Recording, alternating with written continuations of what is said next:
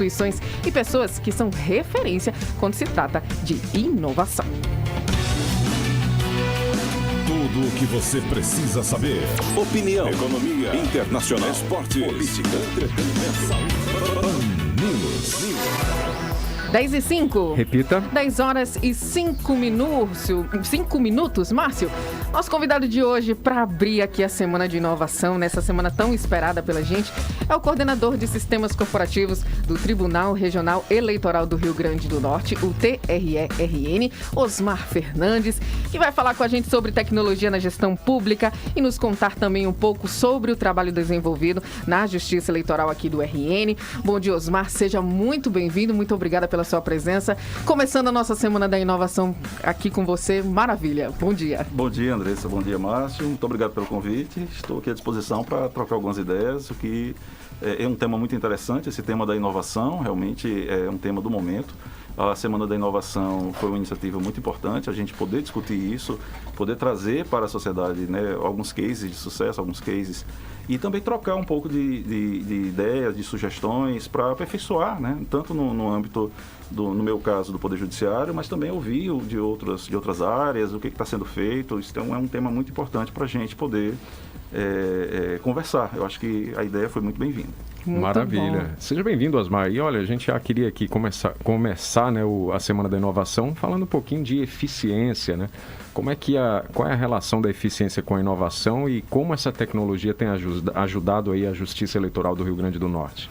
Olha só, Márcia, a Justiça Eleitoral, de uma forma geral, ela sempre foi uma justiça considerada uma justiça visionária. A gente sempre esteve buscando melhorar os nossos processos, buscando formas diferentes de se obter melhores resultados, que isso, em síntese, é o que significa inovação. Então, há mais de 20 anos, né, desde 1996, nós já iniciamos esse processo com a adoção do sistema eletrônico de votação, com a criação da urna eletrônica, e de lá para cá uma série de melhorias vem sendo gradualmente adicionadas ao processo. Então a própria urna eletrônica ela transformou a maneira, né, que o eleitor utilizava para votar, aquela votação que precisava ser contada por dias e dias, por noites e noites, até você ter o resultado final. Hoje você tem esse resultado em pouco mais de 2, 3 horas na maior parte das cidades. Interessante que a gente vê países de primeiro mundo, né, como os Estados Unidos, demorando meses, semanas, com outro processo diferente, né, bem mais... O processo americano, manual, né? Em particular, ele é um processo muito difuso, porque cada estado tem uma regra própria. Então, em alguns estados aceita-se máquinas de votar, que eles chamam. Em alguns estados não se aceita, em alguns estados o voto pode ser pelo correio, em outros estados o voto pode ser... Então, assim, o processo é um processo mais difuso, de uma forma geral. É o mesmo processo desde a criação, né, a fundação dos Estados Unidos. Então, eles evoluíram muito pouco nesse processo. Então, hoje, claramente, você percebe nas últimas eleições, não somente na última, mas já de umas 4 últimas eleições nos Estados Unidos, sempre tem um quê de controvérsia em torno dos resultados. E eles realmente avançaram um pouco nesse processo. Aqui no Brasil, além do voto eletrônico pela Justiça Eleitoral, a gente também tem como um exemplo muito forte de inovação o próprio processo de biometria dos eleitores. Então, que garante agora que você só vote uma única vez na urna, que ninguém vote por você. Sim. Esse processo de biometria, ele se iniciou e ao longo de várias eleições ele foi sendo também ampliado e hoje você tem praticamente... uma segurança muito forte de que aquele voto realmente é daquela pessoa, não há votos em duplicidade. Isso também é um componente de inovação atrelado ao processo eleitoral, muito característico da Justiça Eleitoral. Uhum. Agora, Osmar, eu queria saber, você como coordenador, gostaria que você explicasse para os nossos ouvintes como é que atua, né, a Coordenadoria de Sistemas Corporativos, quais os principais desafios de vocês atualmente? Na verdade, a Coordenadoria de Sistemas Corporativos, ela integra a Secretaria de Tecnologia da Informação e Eleições. Essa secretaria no TRE, ela é responsável por toda essa parte de tecnologia da informação e também da parte de tecnologia associada às eleições, as urnas eletrônicas e os sistemas eleitorais. Além da minha coordenadoria, nós temos a coordenadoria de eleições e nós temos a coordenadoria de infraestrutura, que cuida da parte de equipamentos, suporte, e serviços do tribunal. Uhum. Na coordenadoria de sistemas, nós atuamos com a área de desenvolvimento de sistemas corporativos. Nós temos uma área de web e novas tecnologias e desenvolvimento de soluções para dispositivos móveis. e nós temos uma área de banco de dados e implantação de sistemas. Essas 3 áreas, elas juntas formam a coordenadoria de sistemas. Então, a gente tem uma frente muito grande de projetos ao todo. Acho que, em paralelo, a gente sempre está atuando com, no mínimo, 10 projetos de média, complexa envergadura. Alguns projetos levam meses de desenvolvimento. E a gente vem realizando essas entregas, aperfeiçoando, na maior parte das vezes, os nossos processos internos de trabalho e também oferecendo soluções para a sociedade. Um exemplo de solução recentemente entregue à sociedade e que tem um componente muito forte de inovação foi um chatbot para atendimento ao eleitor, que foi desenvolvido ano passado. No escopo de um projeto de residência de TI, que é um projeto que a gente pode conversar um pouco mais também, muito interessante, com bons resultados de inovação. E esse projeto de residência gerou, junto com o TRE, esse produto. Esse chatbot, ele auxilia o eleitor a consultar o seu local de votação, auxilia o eleitor a saber a situação eleitoral dele, tirar dúvidas sobre que documentos ele precisa para se alistar, que documentos ele precisa para fazer uma mudança de domicílio. Isso traz mais eficiência, né, e economicidade para os poderes, porque você tira um servidor, por exemplo, de estar respondendo tudo isso, né? A gente diz que é um servidor de zona eleitoral 24 horas no ar. Isso quando chega perto do período eleitoral, perto da votação, o tribunal ele monta uma central de 0800 para receber ligações, e uma boa parte das ligações é o eleitor na hora querendo saber onde é que está o local dele, se mudou, se não mudou. E acontecia, por mais que o tribunal escalasse um número robusto de linhas telefônicas, a gente sempre tinha muitos que não conseguiam atendimento naquela véspera de... Com o chatbot, você tem esse funcionário no seu celular, sem precisar instalar aplicativo. Você entra no site e conversa com a gente. Você conversa pelo Facebook do TRE, você conversa pelo Telegram. Essa proximidade dos serviços do TRE à sociedade é a síntese do que é inovação. Inovar é aproximar a sociedade dos serviços que você presta, no nosso caso, de órgão público prestador de serviço. Até mesmo, Osmar, com relação à própria documentação, né? Às vezes a pessoa, perdi meu título de eleitor. Hoje em dia você tem ali o aplicativo, você já pode baixar e fornecer as informações corretas lá, você vai ter o seu documento na mão, né? Hoje você olha que é uma tendência. A Justiça Eleitoral, com o título de eleitor, você tem um aplicativo título, substitui o seu título físico. Isso. Assim como também a carteira de motorista. Eu recentemente renovei minha carteira toda digital aqui pelo aplicativo do Detran, documento do carro pelo Detran. A gente caminha para um processo nesse sentido. E nesse ponto, é importante a gente também perceber o que foi esse ano passado e esse ano atual nesse cenário de pandemia. Então, é um cenário triste, é um cenário onde a gente tem... Acho que todas as famílias passaram por períodos de adaptação, períodos de luto, mas que, do ponto de vista de empresarial, foi um maior desafio. Eu acho que eu me recordo nos últimos 100 anos. A gente teve que se readaptar, a gente teve que se reinventar sem poder fazer um rascunho antes. Então foi quente, foi valendo. Na prática, né? Isso tudo no meio de algumas indefinições, né? Porque até um tempo iria ter as eleições, não iria, né? Foi uma longa discussão, né? Toda essa mudança da biometria, hoje no TRE inteiro, eu acredito que 80% do TRE está remoto. E a gente consegue trabalhar num ritmo tão intenso quanto o presencial. Os nossos processos internos de trabalho foram calibrados ao exemplo de praticamente quase todas as instituições públicas. Sem então, dúvida. A gente consegue hoje... Mas você acredita que alguma parte desse serviço remoto, tudo isso será mantido para além da pandemia, assim, que superar em alguns órgãos públicos? Pessoalmente, eu acredito que sim. Eu acho que a forma... o caminho que nós encontramos, ele é um caminho que gera resultados muito bons sob determinadas circunstâncias e que não vai ter mais sentido nós voltarmos. Um exemplo concreto que eu lhe dou é participação em eventos e congressos. Eventualmente, eu ou outros colegas gestores do tribunal, a gente se ausentava para participar 3 dias, 4 dias em Brasília, geralmente no TSE, de eventos e congressos e tudo mais. Eu participava talvez de uns 3, 4 congressos anuais. Eu acho que eu nunca participei de tanto congresso quanto ano passado. Sim. Sem sair de casa. Incrivelmente, né? Já que a gente não estava podendo se deslocar, né? Então, assim, a troca de experiências e a sinergia com outros grupos de trabalho, a ampliação dessa rede, ela nunca foi tão intensa quanto está sendo agora. E paradoxalmente, num período em que a gente está mais tolhido daqueles métodos tradicionais de trabalho. Porque a gente se reinventou. Teoricamente separados, né, Osmar?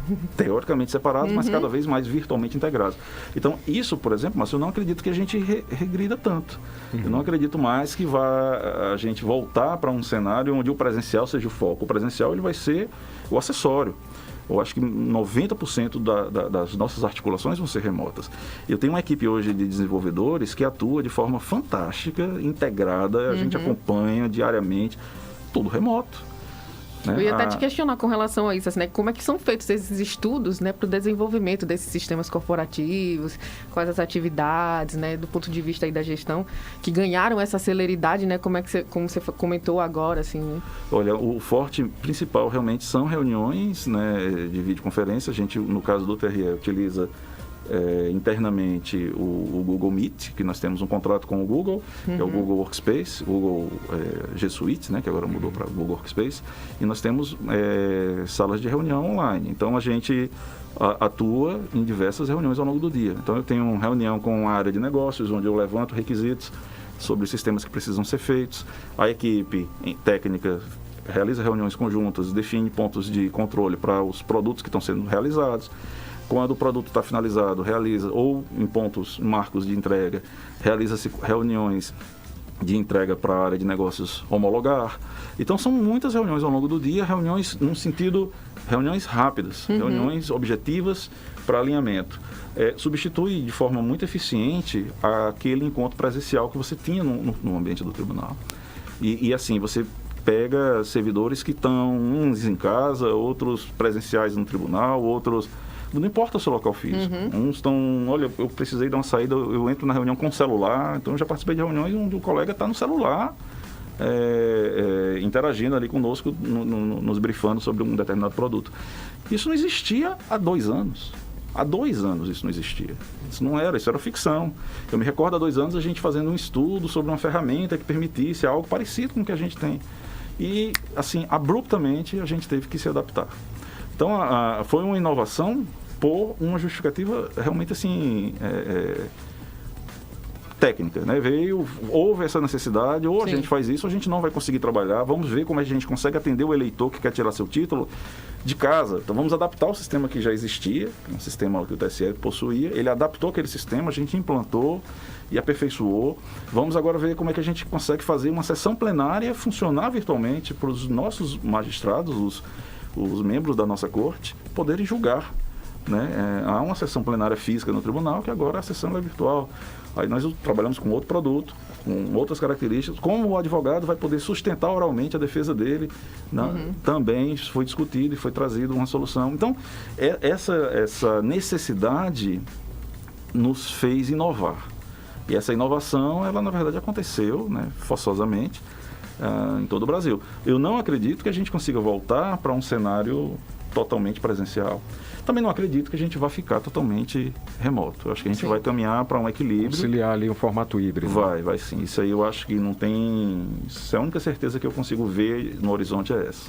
A gente vai trabalhar com um cenário híbrido. Osmar, de onde surgiu essa ideia de trazer essa tentativa para dentro do próprio TRE, né? Porque vocês poderiam, por exemplo, vou terceirizar aqui esse sistema, eu vou deixar que outra pessoa produza para que eu utilize. Mas hoje em dia os sistemas eles são produzidos por vocês dentro do próprio TRE, né?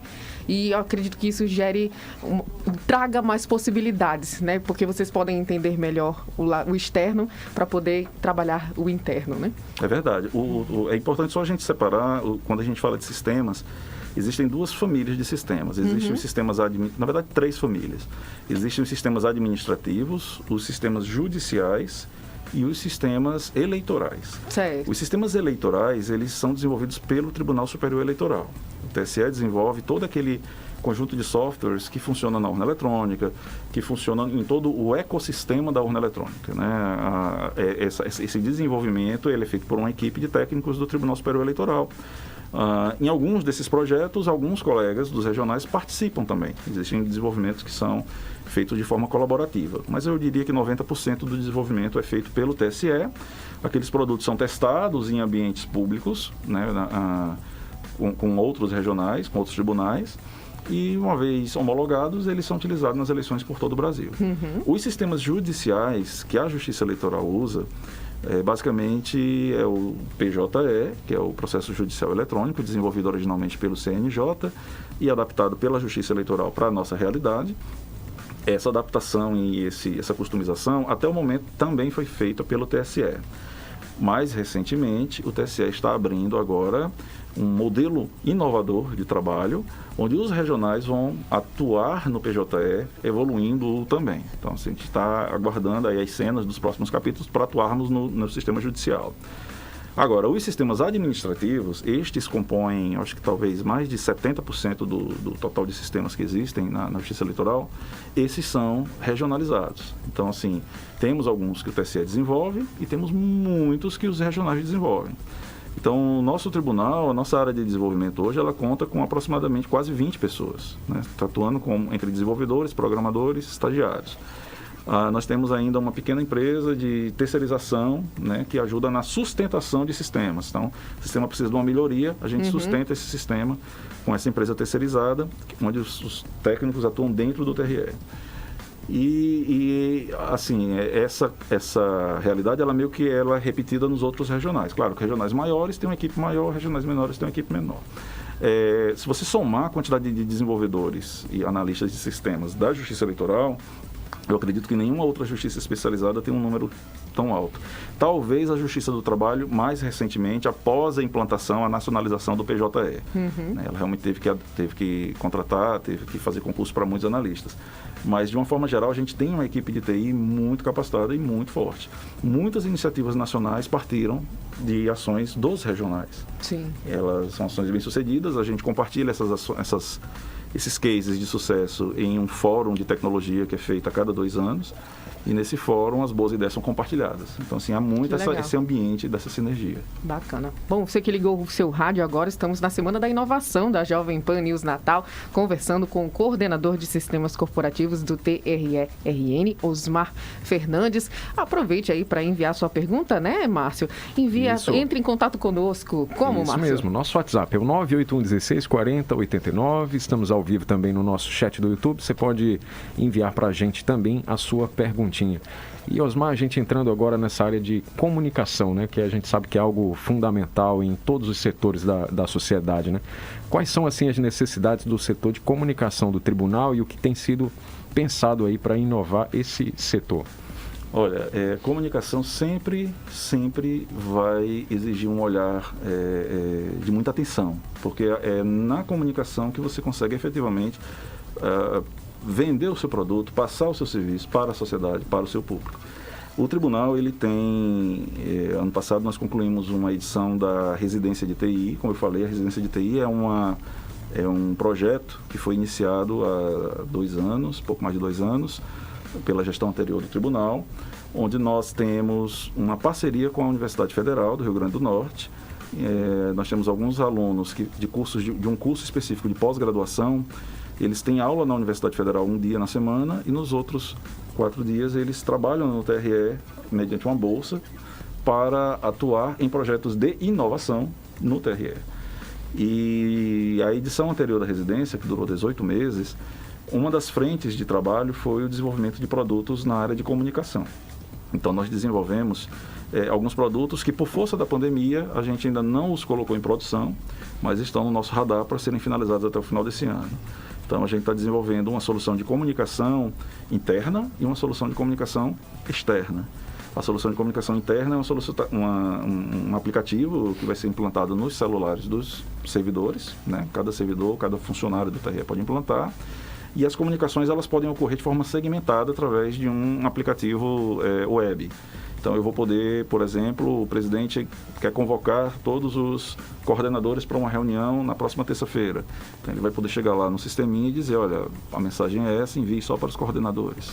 Pá, aquilo automaticamente é enviado. Ou eu quero fazer uma mensagem especificamente para as mulheres de uma determinada faixa etária que trabalham em um determinado prédio, para convidá-las a uma palestra sobre câncer de mama que vai ser dada no dia tal pelo presidente. Então, aquela mensagem ela vai segmentada para aquele público. Então, esse aplicativo, por exemplo, o piloto dele já foi já foi realizado, a gente fez alguns ajustes, mas até pelo fato de nós não estarmos presencialmente, dificulta a gente fazer hoje, avançar um pouco nisso. Mas é um produto que está finalizado. A gente também desenvolveu um aplicativo com essa mesma perspectiva, sendo aplicado para o público externo. Então é um aplicativo que ficaria numa loja, você baixaria e você, Andressa, jornalista, você vai entrar lá e vai dizer, olha, eu sou jornalista, me interesso por notícias. Márcio é um advogado, vai marcar lá que ele é um advogado, se interessa por notícias jurídicas. E assim você vai poder criar, você vai escolher dentro de um leque de perfis.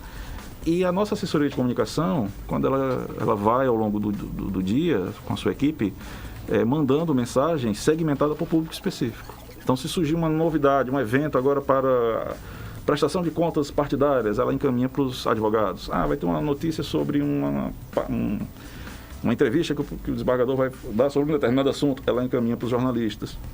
Então, é um canivete suíço de comunicação. É um produto simples que nos aproxima. E você vai poder receber essa notícia com um selo de que ela não é fake news, de que ela veio do TRE, e vai poder compartilhar na sua rede social. Sim. Então vai com a chancela do tribunal. É mais um projeto também de iniciativa de combate à desinformação. Então são ideias que surgem, que elas resultam normalmente no desenvolvimento de um aplicativo, no desenvolvimento de um sistema, mas que transforma a forma como o tribunal atua, nesse caso, na comunicação.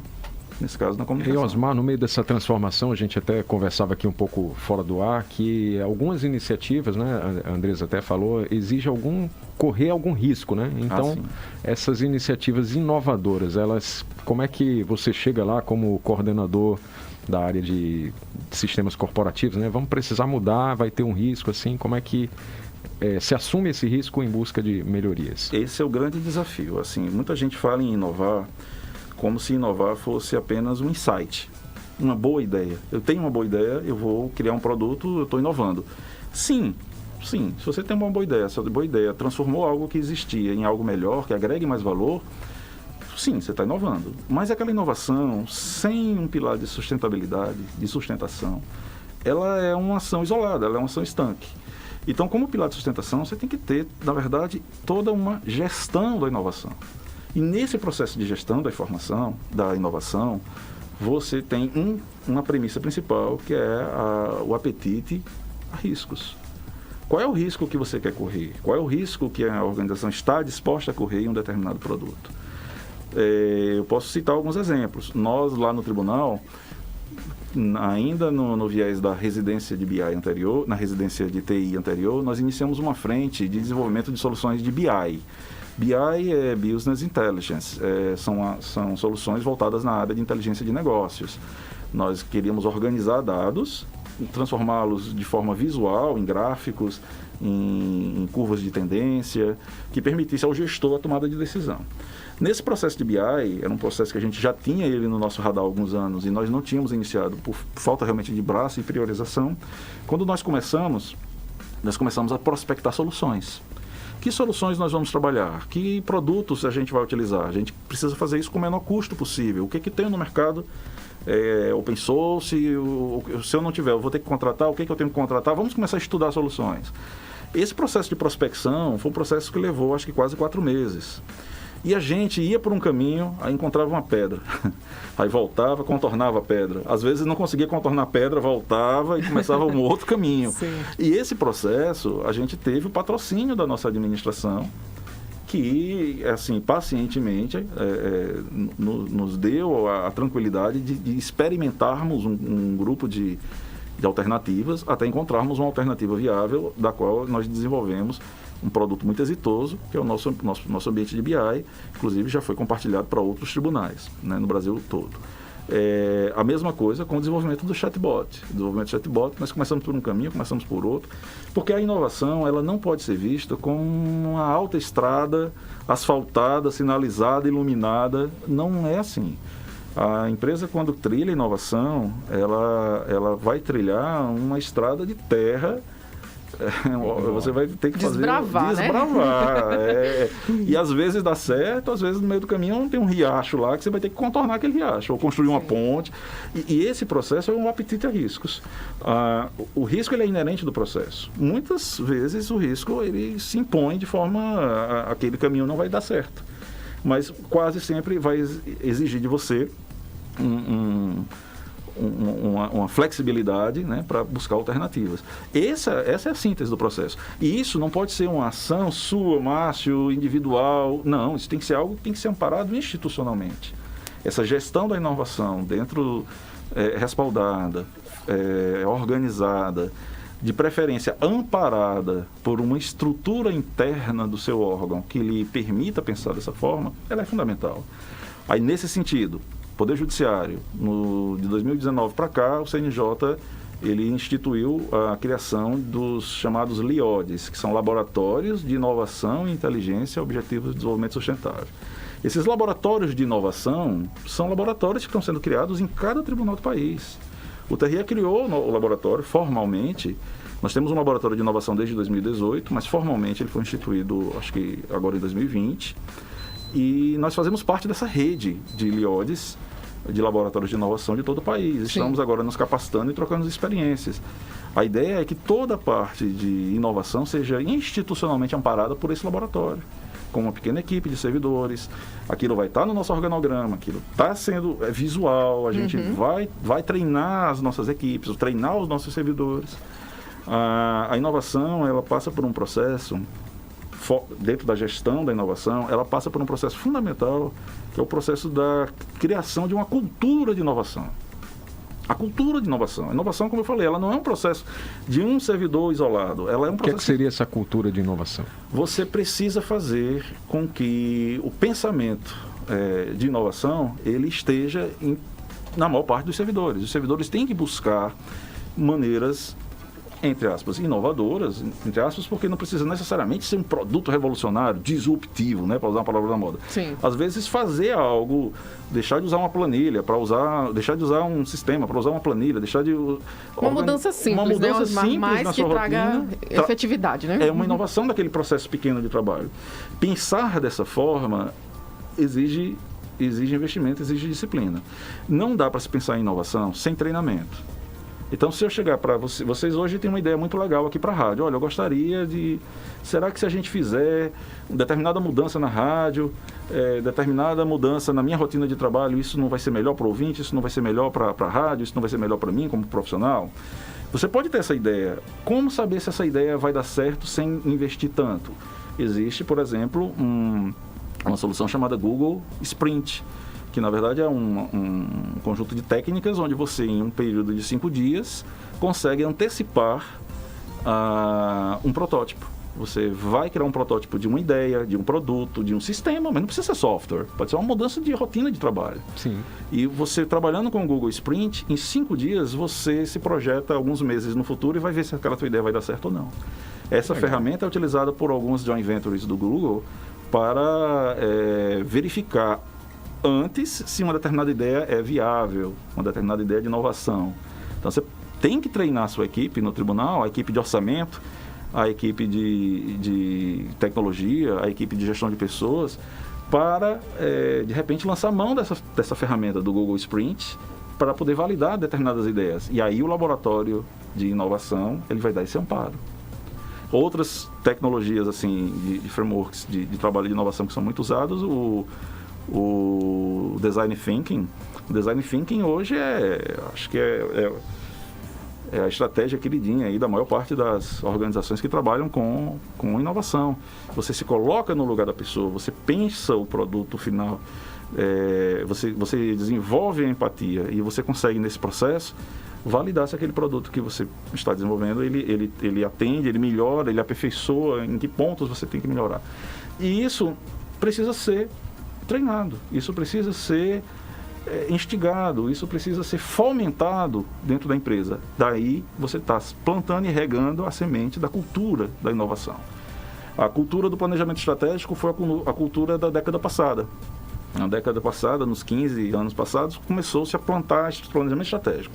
Objetivos, metas, indicadores. Vamos começar a trabalhar em cima disso. Números, né? Números, relatórios, documentos. Porque antigamente nem isso a gente tinha. A gente era como uma folha ao vento. Nisso não falo o TRE, não. Eu falo de uma forma geral. As organizações eram assim. Sim. Então se viu que, olha, planejar estrategicamente é fundamental para poder otimizar recursos. Isso aconteceu com jornais, isso aconteceu com hotéis, isso aconteceu com empresas públicas, isso aconteceu com todos os órgãos. E aí, não diferente, todo o Poder Judiciário trabalhou com foco de estratégia. E aí houve uma cultura da estratégia. Então, treinamentos, reuniões, cobrança, TCU, exigindo evidências de que você está atendendo tais boas práticas, CNJ exigindo evidências que você está atendendo boas práticas, cobranças, rankings, premiações para os melhores. Isso tudo criou uma cultura. Hoje, essa década que nós estamos é a década não mais da estratégia. A estratégia já é o basicão. Hoje nós estamos na estratégia da inovação. O LIODES é a sementinha que foi criada há 2 anos, que vai gerar frutos nos próximos, já está gerando. Assim como, por exemplo, o próprio CNJ ele instituiu agora o chamado Programa Justiça 4.0. O Justiça 4.0 é como se fosse um novo olhar da justiça. É um arcabouço. No projeto é um guarda-chuva grande, Sim. onde eu tenho várias pequenas iniciativas internas sobre esse arcabouço. Uma delas, por exemplo, é o balcão virtual. Então está instituído aí que todos os tribunais têm que instituir o seu balcão virtual, principalmente nesse cenário atual da pandemia. Você precisa ser atendido, você tem uma dúvida para tirar sobre alistamento, você tem uma questão, você é um advogado, quer tirar uma questão com a área judiciária do tribunal sobre um trâmite de um processo, você tem que ser atendido hoje de forma virtual, né? E eu Sim. acredito que mesmo pós-pandemia esse balcão não vai mais deixar de existir. Então o tribunal teve que se reestruturar, os outros tribunais, para poder instituir esse balcão virtual. Então, está dentro do guarda-chuva do programa Justiça 4.0. Existe um programa chamado Juiz 100% Digital. O Juiz 100% Digital também é uma iniciativa do Poder Judiciário, onde, quando você agora for deflagrar um processo judicial, você possa optar por fazer com que todo o acompanhamento daquele processo ocorra de forma virtual, de forma eletrônica, não exigindo mais manifestação física. Nós estamos nos adaptando para, em breve, aderir ao Justiça 100%, nós que eu me refiro à Justiça Eleitoral. Sim. Uhum. Está se adaptando para poder aderir ao juízo 100% digital. Mas é uma outra grande inovação que traz para o que de forma direta para a sociedade? Celeridade. A Justiça Eleitoral é uma das justiças mais céleres, mas a gente pode ser mais célere ainda, se a gente inovar. Osmar, internamente falando, assim, principalmente com relação ao interior do Estado, existe também alguma iniciativa assim, que essa comunicação seja mais efetiva? Hoje, todos os cartórios eleitorais, eles dispõem de um chefe de cartório, eles têm um canal de WhatsApp Business. Todos esses contatos estão na página do tribunal, lá no link de endereços, de contatos, e você pode interagir via esse WhatsApp Business dentro do horário oficial do tribunal, que um servidor do TRE vai te responder na hora, vai te dar as devidas orientações. Então, isso acontece sim, já acho que desde o ano passado, desde meados da pandemia, a gente já precisou inovar nesse sentido. Também, né? Também. Eu me recordo também a criação da possibilidade do juiz, do advogado, poder sustentar oralmente. Até quando nós estávamos no presencial, nós já tínhamos esse projeto. O advogado que estava... Olha, eu quero fazer uma defesa de um cliente meu num processo que vai em julgamento hoje, eu quero poder defender aqui do meu escritório. Então, ele poderia, numa câmera dessa, aqui tradicional, e defender a sustentação dele. Hoje, sem sombra de dúvidas, há uma corrente muito forte de inovação que está vindo, é a corrente da inteligência artificial aplicada à área judicial. Então, assim, a inteligência artificial, ela começou de forma muito tímida, há uma década atrás, mas eu diria que nos últimos 4, 5 anos ela cresceu de forma vertiginosa. Uma velocidade enorme, né? Tudo enorme. A inteligência artificial está em tudo. E assim, Osmar, a gente está chegando aí, muito se está falando no 5G, né? Que é uma tecnologia que pretende acelerar muito aí. Queria que você falasse um pouquinho sobre o que é que você acha que o 5G pode contribuir com a justiça eleitoral e quais são os planos para o futuro? Olha, o 5G, ele na verdade, na sua essência, ele independente da tecnologia, que acho que a discussão hoje está sendo muito se eu uso a tecnologia do país tal, eu acho que independente disso, o 5G, ele vai permitir a capilarização da comunicação. Hoje você já tem uma capilarização alta, porque você já tem um celular, você já tem um computador. Já tem uma velocidade melhor, né? Já tem uma velocidade melhor, mas com o 5G você vai ter uma largura de banda absurdamente maior, onde, por exemplo, você quando olha para um cenário, né, olhando para trás, você vê que quando surgiu o 3G e o 4G, o que surgiu de pronto? Você começou a assistir YouTube no seu celular, você começou a assistir Netflix no seu celular sem engasgar, sem ter problema. Isso não era uma realidade. Quem usava as primeiras redes de pacote de dados não era assim, era bem frágil, né? E hoje você vai conseguir fazer muito mais do que apenas assistir vídeo. Você vai poder interagir de forma muito mais interativa. Você vai poder fazer compras online, você pode assistir um vídeo. Naquele vídeo, a personagem está usando um brinco tal, você vai ter a opção de entrar lá na página comercial onde vende aquele brinco e comprar o brinco durante o vídeo. Algo que seja até certo ponto ver hoje, né, Osmar? Porque você tem ali o seu controle com os botões vermelhinho, amarelinho, você já pode até obter mais informações, né, com relação a isso. Já avançou muito nisso. Agora você imagina isso numa escala muito mais ampliada, no seu celular, no seu smartwatch. Você imagina agora que você vai estar o seu carro conectado, você vai ter a sua geladeira conectada, a sua geladeira vai perceber que está faltando um alimento, vai te alertar que está faltando. Esse é o futuro de curto prazo. Essa é a chamada internet das coisas? Internet das coisas, exatamente. A internet das coisas, ela precisa de uma infraestrutura de comunicação que nós ainda não temos de forma eficiente e teremos com 5G. Então, você foi no ponto. O 5G, ele vai ser infraestruturante para um boom da internet das coisas. A internet dos vestíveis. Você vai vestir uma blusa que vai ter um chip que vai se comunicar com o seu celular, que vai te avisar se você está com a temperatura acima de um determinado ponto e vai te alertar se você não está doente. Você vai ter um óculos que vai permitir você visualizar um cenário real e projetar sobre ele informações, meta-informações sobre aquilo, sobre velocidade, sobre rotas. Isso não é ficção. Se você parar para pensar, e há 5 anos eu falasse que eu ia ter um software que ia ajudar a um magistrado a tomar uma decisão num processo judicial, você dizia que isso era uma ficção. Você dissesse há 5 anos que você ia ver um carro autônomo dirigindo sozinho na rua de uma cidade, você dizia que era ficção. Ou se você dissesse que você ia ver um carro elétrico. Um carro elétrico. Hoje eu tenho apartamentos de volta para o futuro, né? O filme lá era uma grande ficção, né? Mas se você olhar hoje em dia lá, é tudo uma realidade, né? Já se realizou, né? É muita realidade. A TV de LCD, a pizzazinha que você bota lá no micro-ondas e a pizza aparece. Isso existe.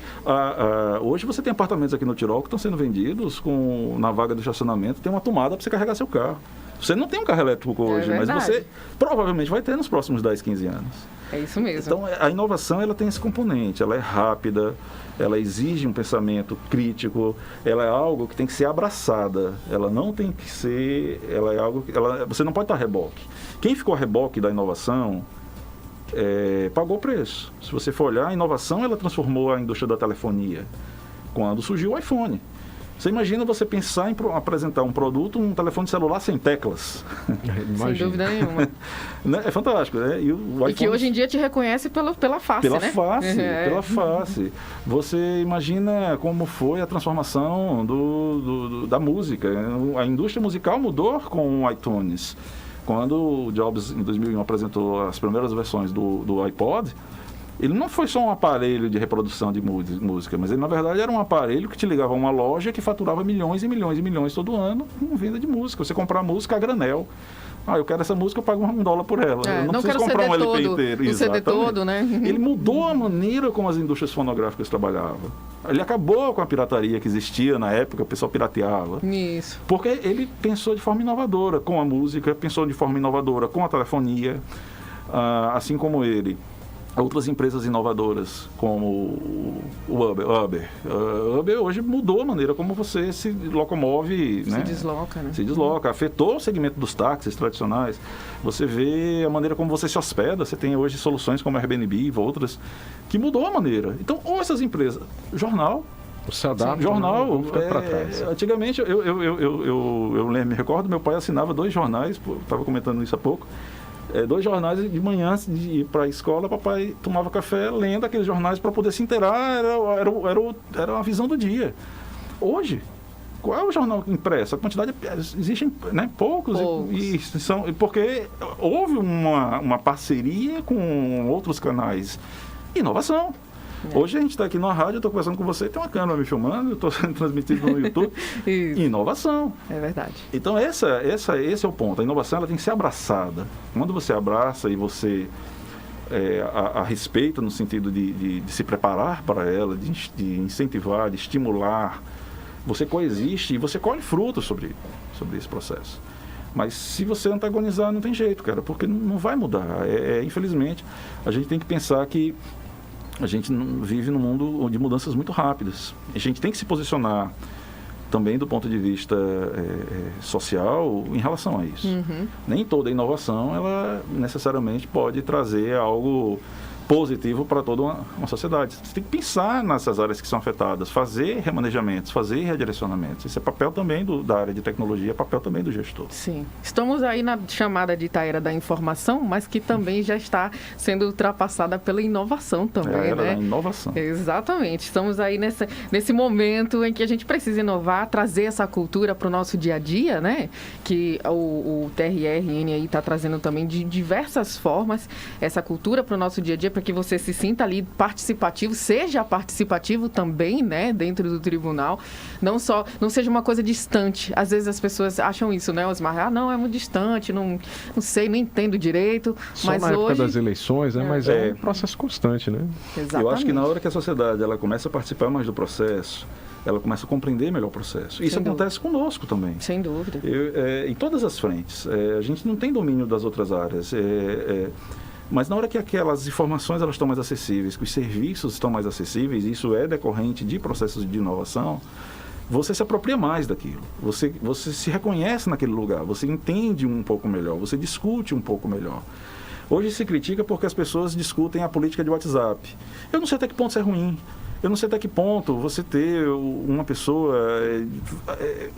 ela está tendo acesso a uma informação que ela não teria anteriormente. É lógico, há que se trabalhar as questões das bolhas sociais, as questões dos radicalismos, que eu acho que isso é um grande mal que a gente tem hoje no cenário atual. Mas isso é um efeito colateral de um processo de transformação. Hoje você tem pessoas discutindo política, hoje você tem pessoas discutindo assuntos... que você não via há alguns anos atrás. Sem dúvida. Fruto de um processo de transformação. Hoje, se a gente quer melhorar o nosso país enquanto nação, a gente passa por um processo de conscientização. A Justiça Eleitoral, ela é mola mestre nesse processo, a gente tem um papel muito importante a cumprir, a gente precisa da participação da sociedade, a gente precisa que os novos eleitores, eles tenham uma visão crítica, eles tenham uma visão, eles saibam pensar, eles saibam refletir. E é nosso papel garantir isso. Para isso, a gente lança a mão e exatamente dessas mudanças. A gente abraça essas mudanças e tenta evoluir com elas. E traz as ferramentas para o mais próximo possível. Para o mais Osmar? próximo possível. Muito bem, Osmar Fernandes, a gente só tem a agradecer a sua participação, coordenador de sistemas corporativos do Tribunal Regional Eleitoral do Rio Grande do Norte. Muito obrigada, super esclarecedor. Tenho certeza absoluta que nossos ouvintes aí ficaram maravilhados com a sua entrevista. A gente já agradece. Deixar também os canais, né, de comunicação. Sem dúvida. Andresa. Pronto, aqui no TRE você pode entrar em contato comigo pelo cosis@tre-rn.jus.br. COSIS, COSIS, que é a Coordenadoria de Sistemas Corporativos. E eu também estou à disposição no meu WhatsApp institucional, que é o 3654 5570. Maravilha. Certo? Então, eu estou à disposição. Quem quiser conversar um pouco mais, quiser conhecer um pouco mais da nossa realidade, quiser tirar alguma dúvida, algum estudante, algum professor que queira fazer preparar alguma discussão, alguma apresentação sobre esse tema, sobre a área mesmo do Tribunal de Sistemas, a gente se coloca à disposição. E estamos aí. Agradeço a oportunidade desse Márcio para a gente conversar sobre isso. Parabéns à rádio pela iniciativa de discutir essa semana de inovação. Acho que é um tema muito importante. E deixar essa palavra de reconhecimento. Foi muito, muito bom para trabalhar aqui. Foi muito bom ter esse momento com vocês. Maravilha. A gente que agradece. Agora 10h48. Repita. 10h48. É isso aí. Obrigado, Osmar. Obrigado aos nossos ouvintes. E a gente vai para um rápido intervalo. Daqui a pouquinho tem mais notícias para você aqui na Jovem Pan News. Pan News em Revista Natal. Semana da Inovação. Jovem Pan News Natal. Em favor do desenvolvimento.